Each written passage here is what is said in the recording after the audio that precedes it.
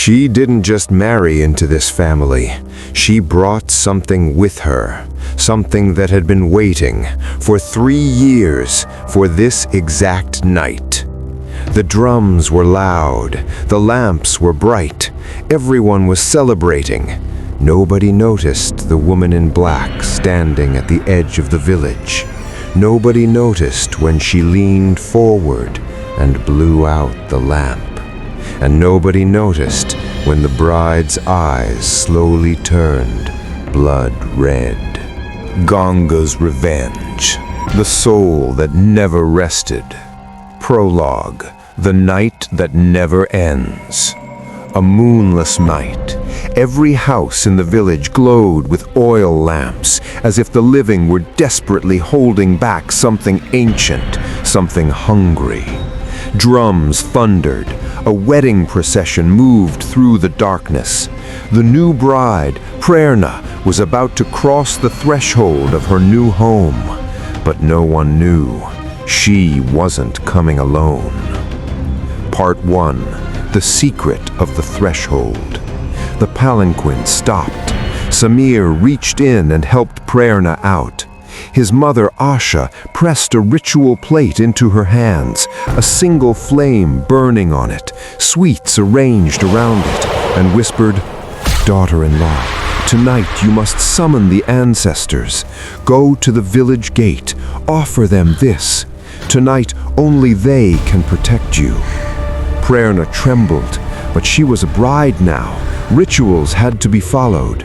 She walked to the gate, began the chant, and then, from behind the last house, a figure dressed entirely in black watched her with unblinking eyes. The figure moved silently toward a lamp on a nearby doorstep and blew it out. In the same instant, the flame on Prerna's ritual plate died. The drums stopped. "Oh God!" Asha gasped. "In all my years, this has never happened." Part 2. She is already here. They called Prerna's name. She didn't answer. Samir put his hand on her shoulder. She knocked it away.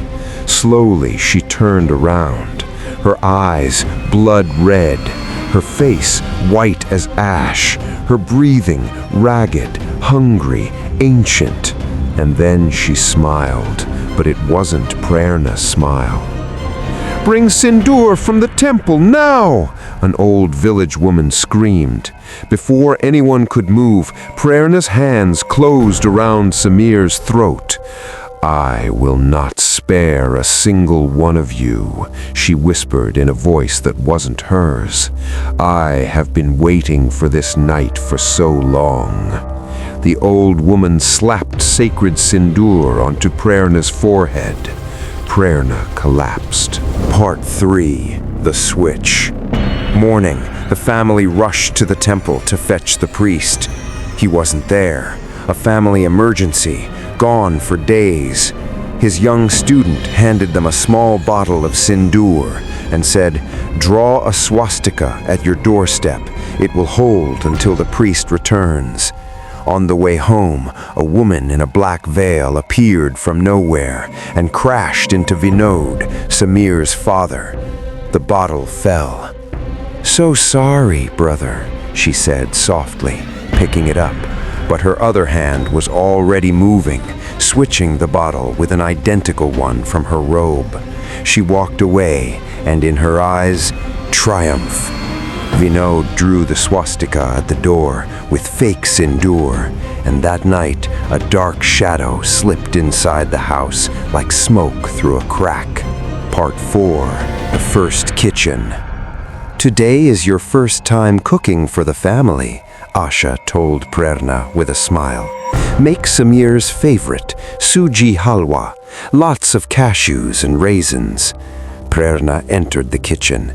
She heard anklets. She turned, no one there. She began stirring the halwa. Then a hand covered in dripping blood appeared beside hers. Red drops fell into the halwa. Prerna tried to scream. Her voice died in her throat. She turned and saw a woman drenched in blood, face half destroyed, standing inches away.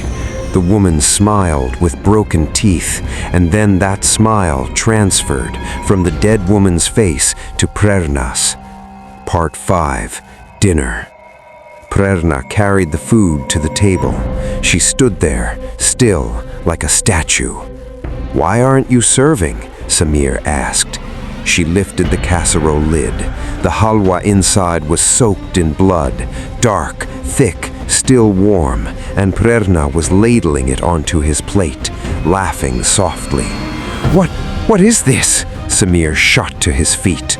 Prerna grabbed his hair and slammed his head into the table. Blood poured from his forehead. Asha ran in, screaming. Prerna grabbed her neck with both hands and with one sharp twist snapped it. Asha hit the floor like a doll. Vinod threw the sindoor at Prerna. She laughed louder. "Temple sindoor doesn't work on me," she said, tilting her head. "Did you forget why?" Prerna seized Vinod by the throat and forced him to see a girl crying by the river at night. A man, Samir, cold, disgusted. "I'm 3 months pregnant. We need to get married." "Married? To you? You are the maid's daughter. I'd never marry trash like you." She threatened to tell the village. He panicked. He told his family, and the family had one solution: marry her, temporarily. 8 months later, Ganga, heavily pregnant, coming down the stairs. Asha pushed her. Ganga fell. Her head cracked against the stone floor. She screamed. Samir wrapped a cloth around her face so no one could hear. "Did you think I married you because I loved you?" he said, watching her bleed. "You were a problem. We solved you." They slammed her head into the stairs until she stopped moving.